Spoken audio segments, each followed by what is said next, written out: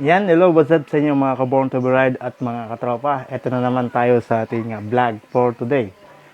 Meron na naman tayong konting kwentuhan tungkol sa ating mga buhay-buhay habang gamit natin ang ating mga motor. Ngayon guys, magkakaroon tayo ng isang maiksing ride papuntang Tagaytay. So doon tatambay tayo at doon tayo magkukwentuhan tungkol naman sa kung paano ako nagkaroon ng legal expressway na motor. So kahit na sa simpleng tao lang tayo, natupad natin yung pangarap natin. Ibabahagi ko sa inyo kung paano ko siya nakuha at nabili. Ayan. So gigir up muna ako guys ha. Kita tayo mamaya. Ayan guys, see you!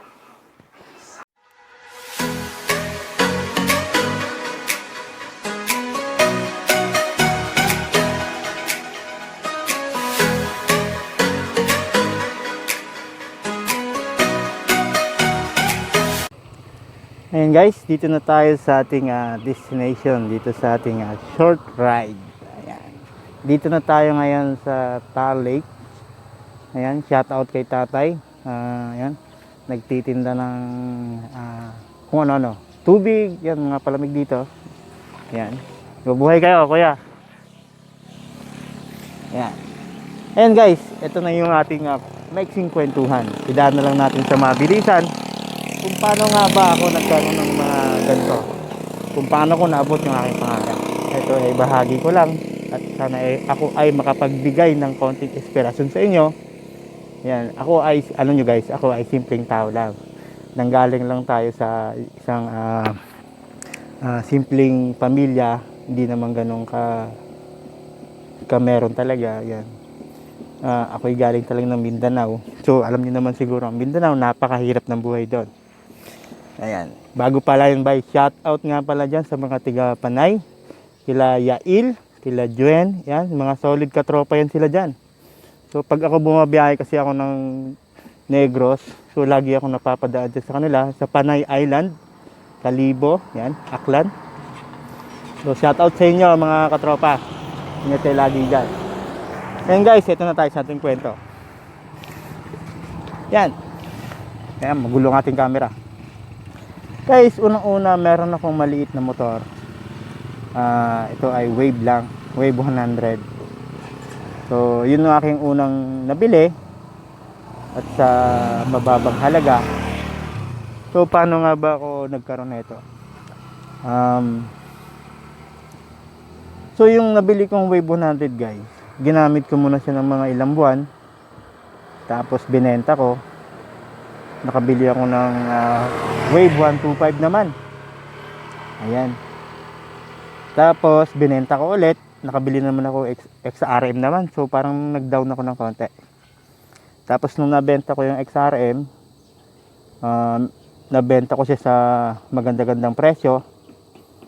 Tapos nakabili ako ng first gen na Raider. So medyo yun guys, umangat na guys. Yan, nagbali kami nung partner ko, nagtulungan kami na magkaroon ng konting ipon para talaga makabili ng motor na medyo ayos na, yun, maganda. Tapos yung Raider guys, pag sinasakyan naming dalawa, magkaangkas kaming magpartner, yung Raider parang ang liit, lumiit sa amin. So hindi kami komportable dun sa Raider. Ayan. Hindi ako komportable dahil nga malipis yung Raider, tapos kami medyo mga heavy kami konti. So hindi komportable sa long drive. Oh, yan. Ginawa ko din guys, binenta ko rin guys. Oo, mabilisan lang. Tapos nung naka-post na siya, so sa presyo ko wala masyadong kumakagat. Ayan. Tapos kung maalala ninyo guys, yung unang-unang labas ng Rusi Sigma 250, na inlove ako doon guys nung una ko siyang makita. Ayun. So sabi ko, kuha kaya ako nito. Bali guys, kasi wala pa naman talaga akong pangkas noon. Kasi ako ay driver ako, family driver ako noon. Yan, yung mga panahon na yon. So sakto lang ang kita. Tapos ayun nga, yung lumabas yung Sigma 250, eh, binenta ko yung Raider sa mabilisang presyo. Mababa. Ayun, nung pagkabenta niya, nagpunta ako sa Rusi kaagad. Gusto kong kumuha nun. So pagdating sa Rusi, wala pala silang display. Walang available dun sa dito sa lagi kong pinupunta na Rusi na brand. Yan. Tapos, sige, sabi ko, hintay muna ako ng mga ilang linggo. Hanggang wala pa rin, lumipas yung buwan, wala pa rin para sa akin talaga. Kung meron man lumabas, meron ng may kanya, naka-reserve na. Tapos, yung meron ako nakita na nagpapasambot sa online din, sa Facebook. So, chinat ko kaagad, sabi ko, ako nang kukuha ng Rusi na yun. Ayun. So, nagkaigi naman kami. So, sinambot ko nga sa kanya, pinagpatuloy ko yung monthly niya kasi yung tao na yun, pa-abroad ata. Oo, kaya niya pinasasambot yung Rusi Sigma niya. Guys, tapos, okay na, nasa akin na yung Sigma 250. So masaya na akong guys kasi feeling ko big bike user na talaga ako. Ayan. Ito lang guys. Lahat naman talaga tayo nangangarap na magkaroon ng magandang klaseng motor. Magkaroon tayo ng big bike talaga, di ba? Ayan. So yun ang aking naging first looks big bike na Sigma 250. Hanggang sa guys, natapos ko siyang bayaran, naging akin na yung motor. Tapos mahilig na, talagang nagre-ride na talaga ako ng malayuan. Dinala ko rin yun siya ng Cebu, Dumaguete, ayan, Negros, yan, gamit yung Sigma 250. Tapos guys, so ako naman, pakiramdam ko, kailangan ko na talaga ng mas powerful na parang naghahanap na ako ng mas malakas talaga. Yung pwede sa expressway. Ayan. Ang ginawa ko doon guys, binenta ko yung Rusi, yung Sigma 250. So, siguro kahit na nabenta ko siya, kulang pa rin yung aking pera na pambili ng ganito. Itong KTM Duke 390. Kasi bago ko nga pala ibenta yung Sigma, talagang ako'y nangangarap na magkaroon ng KTM o yung Dominar lang. Basta kasi ang nasa isip ko yung pwede ako sa expressway. Yun, nangarap akong ganun, na talagang gusto kong maabot, gusto kong makuha, gusto kong makabili ako ng KTM o Dominar.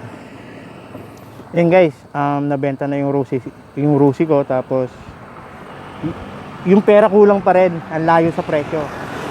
Oo, bale yung pinagbenta ng Rusi 4 na tupe para makabili nito. Tapos yun na nga, meron talagang isang tumulong na mag-asawa. Yan, tinulungan tayo na magkaroon nito kung paano. Kasi sabi ko sa kanya, uutang na lang ako. Tapos ito naman si boss ko talaga, si boss ko yun, nagbigay ng sa akin option. Magkakas na lang daw kami at sa kanya ko na lang hulog-hulugan. Yan, shout out nga pala sa mga bossing ko, kila Kuya Jun, sila talagang dahilan kung bakit ako nagkaroon ng tinulungan nila ako, makabili ako ng pangarap ko talaga na naabot ko. Ayun. Yan, maraming salamat po sa inyo. Okay, the best po kayong amo. Kung wala kayo, wala rin to. Yan, salamat sa inyo kuya ha. Tapos yun guys, babalik tayo. Ano pa ba? Yan guys, may mga dumating dito na mga katropa natin, mga ka-rider. Ayan. Okay. Ayan, mabalik tayo guys ha. Ayun guys, hanggang sa nabili ko nga to. Tapos yung guys, yung pagkabenta ng Rusi ko, nabenta ng tanghali.